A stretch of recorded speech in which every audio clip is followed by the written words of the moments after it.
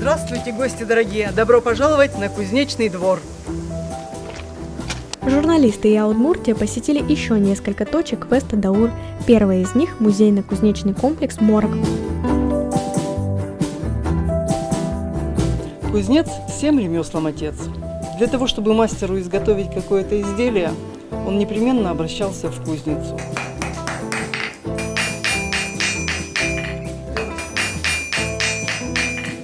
В кузнице для изготовления различных изделий используют меха, которые воссоздали по чертежам XI века.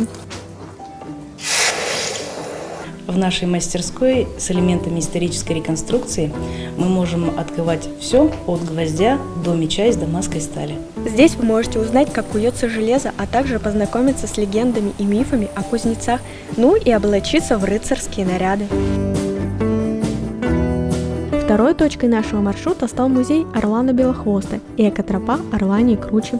Ее протяженность 5 километров, а в музее Орлана Белохвоста можно проследить весь путь жизни птицы.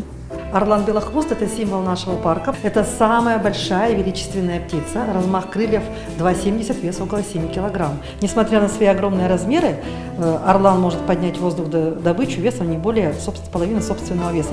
Орланы создают пару на всю жизнь, строят огромные гнезда до тонны весом.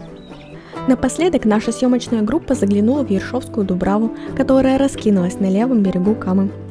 До живописного места можно добраться на пароме, с которого также открываются красивые виды. Территория Дубравы занимает 150 гектаров, возраст дубов в среднем 100-120 лет, а чтобы обхватить стволы некоторых деревьев, необходимо 2-3 человека. Внутри самой рощи есть пруд и небольшая плотина с деревянным мостом. Следите за нашими сюжетами, узнавайте и открывайте Удмуртию с квестом Даур.